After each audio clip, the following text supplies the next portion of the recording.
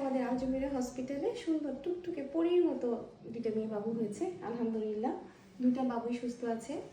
এই বাবুটা হচ্ছে ঘাটালের, আর এই বাবুটা এদের বাড়ি যেন কোথায় বললো? এলাঙ্গা। ওনার বাড়ি হচ্ছে এলাঙ্গা। এই বাচ্চার মা আসলে সদর হসপিটালে ভর্তি ছিল, তো ওখানেও হতো মেবি।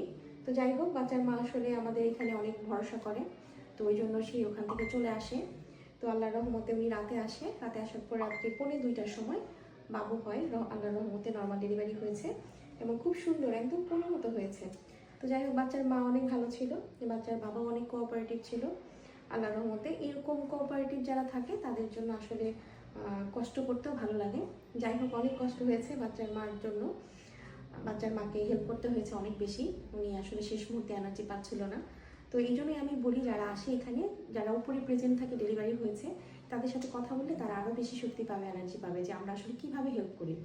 দেখা যায় যে আমাদের সর্বোচ্চ চেষ্টা করি মানে যাতে বাচ্চা এবং বাচ্চার মা ভালো থাকে।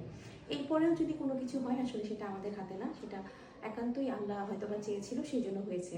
তো আমাদের চেষ্টা থাকবে সবসময় সুস্থ বাচ্চা এবং সুস্থ মা আপনাদের কাছে দেওয়ার জন্য, যাতে আপনারা সুস্থ হয়ে বাচ্চাকে এবং বাচ্চাকে মাকে নিয়ে আপনারা বাড়ি যেতে পারেন। তো যাই হোক, যে যেখানে থাকেন সেখান থেকে নর্মাল ডেলিভারির চেষ্টা করে যাবেন। আমাদের আলজমিরা হসপিটালের জন্য দোয়া করে যাবেন, যাতে এইভাবেই আমাদের এখানে একের পর এক নর্মাল ডেলিভারি হতে থাকে। তো সবাই ভালো থাকবেন, সুস্থ থাকবেন। আল্লাহ হাফেজ, আসসালামু আলাইকুম।